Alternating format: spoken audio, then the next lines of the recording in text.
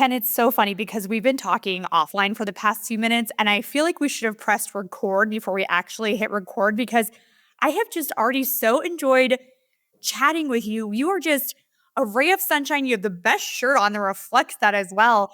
And we're just so thrilled to have you on the show. Thank you for coming today. Thank you for having me, Carly. I appreciate it. You too, Joe. Absolutely. Yeah, and I want to just dive right in because I'm so intrigued by your story. You have a journey from addiction recovery to tech innovation, and I think it's just incredible. So are you able to share that story and discuss kind of what mindset shifts helped you go from basically rock bottom to running multiple businesses? Yeah, so I've always run multiple businesses, and quite honestly, I used drugs and alcohol as a crutch to help me for a very, very long time. And I've had to do a whole transition to learn how to sell a completely different way, like do business a completely different way. Because before, I could turn happy hours into business on a regular basis, right? And I realized that was, well, a whole, my doctors, the judges, my wife, they all realized that I had a problem way before I ever did. Um, and I had to overcome that but back about 10 years ago, I was diagnosed with liver disease, alcohol related liver disease. And the doctor said, quit drinking or you've got about 2 years. And so I had to find a process to do that. And quite honestly, I was really, really mad about it for a long time and struggled to quit for a very long time until um, I had a couple of epiphanies. But those epiphanies came because the first thing that I did when I decided to quit drinking, like take it seriously, was I found a boxing gym and I started going there regularly. Being in business my entire life and running small businesses and large businesses, it became very obvious to me that this business was not going to last very long. So I reached out to the owner. I'm like, hey, you need to let me buy this gym so it stays here, because if I don't have the gym that I like, then I'm going to die. So I bought that gym from him, grew that business on the side while I was still running River City, and very, very challenging time for the company as a whole. And for myself at the same time. I just lost my predecessor, my mentor, Steve, and I was going through all this other medical issues that I had. But through this journey, we started a youth boxing team, and I became a youth boxing coach. And one thing that the trigger moment for me is when I realized that I had to treat coming out of addiction like I was coaching myself to change my mindset of who I was and change who I identified with. And that was the crux of the book, Reclaim Sobriety, was changing who you identify as is a huge step in any direction you want to go. So if you want to quit drinking, you want to become an entrepreneur, you want to do any of those things, start identifying as what you want to be and do the things that person would do. And that's what you will become. That is wild. So what did you turn you said you could turn any happy hour, any night out into a business meeting. What do you do instead now for your business meetings, and how do you keep those relationships going in a new environment? Well, it's a lot more challenging today for business as a whole. I think not only can I not go to the bar and meet new clients and do the happy hours and do the networking and be the life of the party, right? I can still try to be the life of the party, right? I can wear a fancy shirt, I can put on a smile, and I can shake hands and meet people. But I did a lot of international business prior to not drinking, and I just don't do that kind of business any longer. I don't do, I transitioned. I like to do a lot of business with small and medium-sized businesses, owner-operator businesses, and implement services that have a really great value for that company at a really affordable price. And I think that has been the part of the turning stone for me of transitioning to the type of sales that I did before to the type of sales that I'm doing now. It's a bigger grind, and I'm not swinging for the fences nearly as much as I used to. But that also might be age. There you go. Well, Ken, what I find so fascinating about you is you keep saying, "Oh, I've been running all these businesses. I used to do international businesses and all this," and it sounds like you have a gazillion businesses. So you're an entrepreneur, you have the entrepreneurial spirit, and you call yourself unemployable. And I'm curious what that means, and at what point in your career you went from corporate and decided not only am I going solo, but I'm never going to be employed again? It was a long journey. I started my first company at the age of 14, doing vending machines. I sold my first company, video production company, at the age of 19, and I went to work for them. When I was going through school, and I'm super fortunate and a derelict in so many ways, right? My mom was working at Washington University, so I got free tuition. I graduated from Broadcast Center, and then I transferred to Washington University, which is an amazing Ivy League school. Ended up dropping out of there and transferring to Webster. While I was at WashU, I was working there. That was my last kind of big corporate job, but where I was not a piece of the company, right? From there, I went and I traveled the country with musicians, being stage manager. In 1999, I left the entertainment industry, film and video, and I went into IT. Specifically, for a couple of days, I was doing DSL sales. If you remember DSLs in 99, we were the first to market, fastest growing company in the country. I was just an employee at the time, and I took the job until I got my next entertainment gig. That was literally it. I didn't want to go to Japan with the tour that I was on. So I told my boss, I guess, to find me another tour that's in the United States.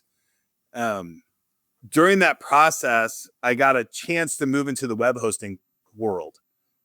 Because I went to WashU, I knew HTML in 99, I knew FTP, I knew all these things. And I can tell you a quick little story if you'd like to hear it on how the transition went and where I fell in love with web hosting. I'm sitting in an office taking calls, selling DSL, right? It's basically order taking. And somebody walks in the office and like, who knows how to FTP? And I raise my hand. And at the time, if you can imagine, I had, my hair was maybe 2 or 3 inches long and spiky, and it was probably yellow or purple or some crazy color. And I would raise my hand. I'm like, oh, I know how to do that. And like, follow me. So we walk down the hall, and as we're walking down the hall, more suits show up and they're walking with us. And we get to this other office and they're like, okay, we need these files up on this server. So I'm like, okay, no problem. And at the time it was a Macintosh. So I downloaded Fetch and transferred the files, like not a big deal at all in my head. And that website was mastercard.com. Oh, that I was uploading. and my mentor, that I didn't know him at the time, but he became my mentor very quickly, looked at me and he says, you now are in the web hosting department. And so now I get huge clients. Like the very first client I used was MasterCard, and I had Wonder Bread was my very next big client. So working on Twinkies.com, and found myself in the lawsuit. If you want to Google the Twinkies.org lawsuit, it was a big debacle for a very long time. And I fell in love with that world, and I started helping small businesses and big businesses build the websites and help with their operations. And it was crazy chaotic. But by 2000, the world was changing drastically, really, really quickly. Got super rich with stocks and then super poor instantly because the stock market crashed, right? And I got in some trouble with the IRS. So I picked up jobs bartending at night while I was doing all this other stuff to try to pay off some debt. And one day my predecessor, Steve, the guy that brought me into the web hosting department, walks into the bar that I was working at and says, hey, we're starting a web hosting company. And I said, I'm in. I'm like, what do you need? Right. And so we started the web hosting company, and that's where I learned international business, because I couldn't get customers in the United States because my non-compete that I currently had with the company that I was working for. So started writing articles and sending them out all over the world. Very first customer we got was a company called IU Kuwait. It was like a Kuwaiti Napster, right? And it was really cool. And I just fell in love with that kind of dodge and weave. The company that I was working for at the time was going under, and we had the opportunity to buy all the web hosting customers that the company that I worked for was hosting. And we raised the money and executed that. And that was kind of the birth of Posterion. We started, and within 6 months, we were over $1 million revenue with that one acquisition. And now, what year was that? When was that? We started Posterion in 2000, mid 2000. So post crash, but not much post crash. Correct. post the VC crash, but the services still needed to be served, right? Right. So they weren't fake services, but they were definitely acquired. The customer acquisition cost was outstanding, and the operational cost was outstanding. I've always been really good with operations, and I've been able to cut through a lot of this crap really quickly. Growing up as a dyslexic kid, always on a keyboard, because that's how I got to turn my homework in. Love technology, so I knew Linux just kind of organically. I knew how to manage through Linux and work on computers, so I was a natural fit to run the operations for the company. So the thing that I'm also getting from this is you had a lot of experience before you flew solo. And for people that are wanting to become solopreneurs and they're listening, but they haven't quite made the jump, look at everything you're doing right now as education for when you actually jump into solopreneurship. It sounds like you had some incredible experiences that really set you up. So people that are kind of getting antsy and aren't quite making that leap, I guess, like, would you agree, like, your turn will come, but just look at everything you're doing right now as a building block to make that leap? Yeah, I mean, we all have these ideas of how we want it to unfold, and it's not going to unfold that way. So just start moving, start setting things up, um, and then look for the opportunities. Constantly looking for opportunities that you can execute on, and you'll find opportunities you're not going to be able to execute on for one of 1,000 different reasons. Generally, finance or operations capability, right? Those are the two kind of big hurdles in the world. But I mean, both of those hurdles are getting way smaller by the minute with AI and technology. Like, those hurdles to get started are really getting low. And I've always told people, look at your current job to see if you can buy pieces of the revenue or buy some revenue right out of the gate to kind of get yourself stable and sturdy. That works really great for service-based business. Other solopreneurs, common, like coaches and physical fitness people, they got to build their own infrastructure and their own client base. It's much harder to buy that book. One of the things of your story that I think is really, really important is the FTP, which stands for File Transfer Protocol. So you're basically sending files from a computer up to the intranet, if you will. In those days, it wasn't the cloud, but and to you were like, this is easy, and yet there were a whole bunch of people in the room that were like thinking you were working magic. And I think that's something that solopreneurs need to think about. It's the fact that things that are easy to you, that are obvious to you, that you clearly think are just, nothing, can be really powerful for somebody that doesn't know what you know. Absolutely. And knowing how to do something that somebody else doesn't know how to do is always a very valuable asset. Now, AI is here, and anybody can know how to do almost anything within a couple of mouse clicks and a couple of phrases they type in. But being able to execute on that is what it's all about now. Yeah, absolutely. Well, being able to execute, you were talking about, like, just taking everything and just doing it. So suffice to say, let's get to work. Is that your mantra? Have you had that mantra forever, or did that start with the gym when you purchased it? Where did that come from, and how can you apply it to solopreneurs who are kind of stuck overthinking instead of just doing it? So, I'll tell you the story where get to work comes from. And my lawyer is an older man. I'm going to say late 70s, early 80s. And he loves to talk because he loves to run up the bill. And every single time he'd call me, we would sit and we'd have these conversations. And he loves boxing, and he's pretty high up there attorney. And we would talk for a while, and I've learned so much from this man. But at the end of every conversation, he'd say, "All right, Ken, get back to work." And I'm like, okay. And it was so funny that every time I got off the phone with him, I realized, man, I'm really productive for about 45 minutes because somebody just said, "Okay, Ken, get back to work." And I would just do it. And I'm like, man, that's pretty powerful. So, like, how can I make that my own and just get to work? And what I realized is that just saying simple phrases to people helps me take that action, right? So get to work became my hashtag. I love that so much. And I think it's so funny. You're right. It's a quick sentence, but can be so motivational for people that are just kind of stuck in a rut. Yes. So Ken, my other question is that you say that anything can be a business basically.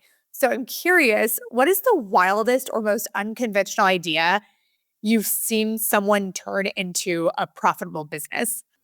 Um, I have a friend that started Hempster, and he did. This is pre THC being legal, well, in most countries or most states in the country. And he was a big fan, and he started just making these little boxes and putting different items in there, and then shipping them out. Now, where it becomes brilliant is he was trying to figure out how to make that more profitable, and so he found out. Are you familiar with rolling papers? Mm-hmm.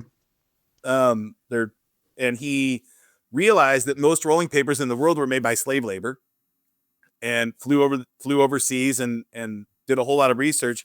Ended up creating his own rolling paper manufacturing company, and removed all these people from basically slave labor, started paying them good wages, and now is one of the largest rolling paper manufacturers in the world. Oh, Interesting. interesting. And this is over the last 10 years, right? So um, unconventional, as you look at an industry like that and you think, man, there's no way I could get into that at all. But he created a really good customer base that would use that product prior to starting the manufacturing, and then started the manufacturing and kept going. Some of the other businesses that I really love today, and I think that this is really more important than anything right now, are the service-based businesses in local communities. I think they're so important. The dog waste pickup companies, the trash removal companies, the power washing companies, all of these businesses for solopreneurs that they can get started with very low overhead, provide a very valuable service in their community, hire anywhere between 2 and 20 different employees to kind of execute on all these different jobs to do. And the beautiful thing now is that the tech is here to support them at a price that is wildly affordable. So it's no longer that they got to do stuff on spreadsheets and just QuickBook invoices. They can have a lot of automations and things like that today, and just have a really, really cool life.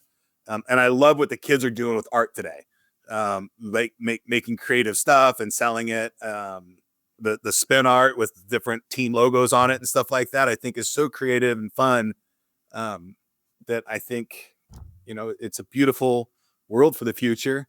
And podcasting is probably one of the biggest that's happened over the past 5 or 10 years, that I think the maturity of podcasting is getting so much better that people are able to start a podcast and make a living off of the podcast with just a couple people.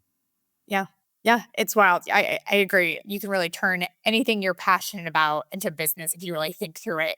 But one thing I wanted to pick your brain about is you said you're really good with operations and kind of building systems and everything. So I'm curious about this 10-day to change everything strategy that you have. What is that exactly, and how can you apply it to solopreneurs?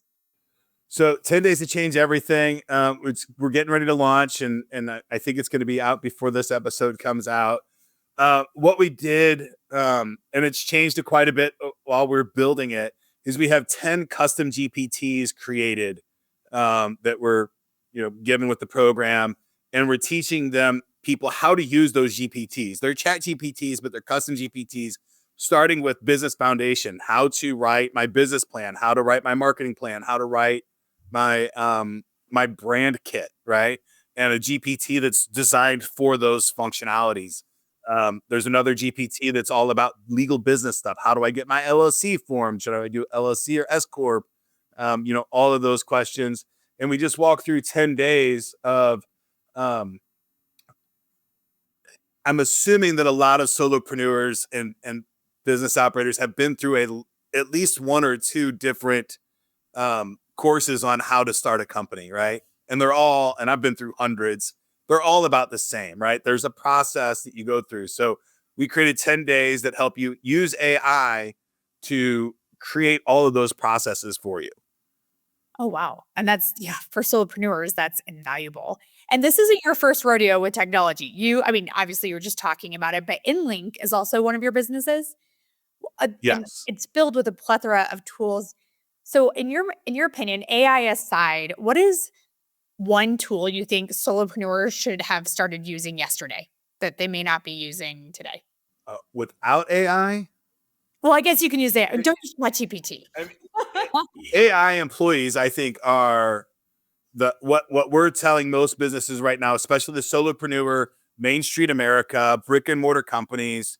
If you have a front desk role today, somebody answering the phone, sending emails, sending text messages, and I'm going to use the 80-20 rule, but it's really probably like 99-1. 99% of those phone calls, text messages, and emails are the same answer. Here's the form to cancel. Here's the form to put you on hold. Here's the form to get booked your next appointment, right? All of those things. And AI does a wonderful job today of picking up the phone and answering all those questions, sending them text messages, answering your emails, sending them back. And so NLink's big movement is teaching people how to create AI employees, but also in a manner where they understand that those AI employees still need to be managed, right? So this is the staff that we believe should be replaced by your transient staff, your college kids that are coming home for the summer. And not saying you shouldn't hire them, but you should hire them to manage your AI employees and oversee them and spot check those calls and spot check those Google reviews that they're answering and spot check the emails that they're responding to. Because like any employee, an AI employee can get off the scope, specifically if if they go off a scope and that off scope task gets reinforced multiple times.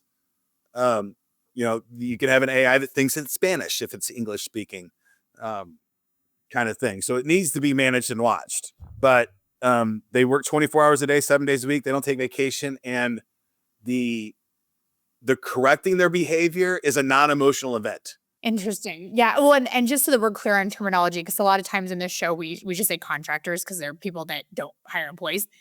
So like potato in this Right. situation, but just for consistency purposes. Yes.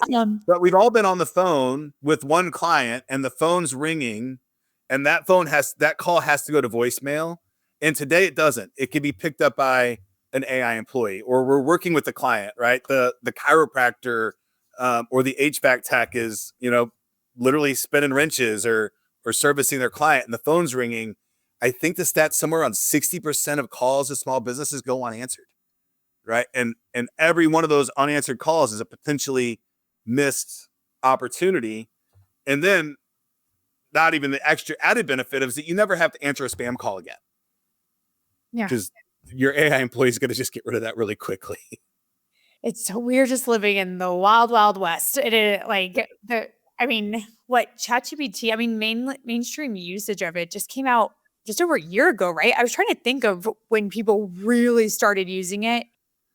I went to when GPT 3.5 came out, I instantly knew that it was different. And I signed up. MIT has a really nice program. I think it's 16 weeks and it's AI for business. And it's not even an hour after GPT 3.5 was introduced to me was I signed up for that course and went through it. It is AI is going to change everything that we do. AI coupled with robotics. I don't think the world even understands where we're going to be with robotics in 5 years. And it's going to be. Have you seen the newest bots in Dynamics, humanoid robots? Yeah. It's crazy. I have now robots that are mowing my lawn and snow plowing my lots. Are you serious? Absolutely. Already? And they're doing a phenomenal job. The robotics coupled with AI is a juggernaut of performance that is so profound that the world's going to change. I'm not sure exactly where we're going to end up in this whole world. I know the laborers and the unions are really trying to hold on to where they're at. But humans are going to lose this battle for labor. And robots and AI are going to take it. You guys, I think I need a nap. My brain just exploded. Oh, well, we could go down this rabbit hole all day and have not only an entire episode on it, but an entire new podcast to talk about it.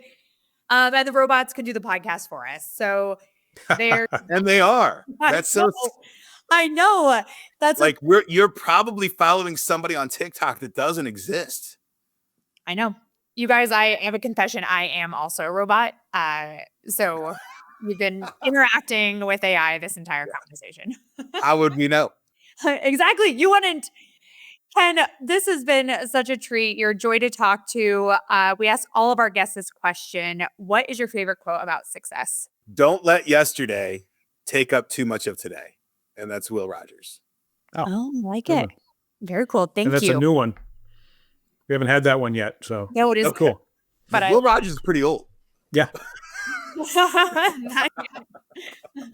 Well, Ken, you have so much going on. Where can people find you if you want to learn more, as well as learn more about the 10-day challenge?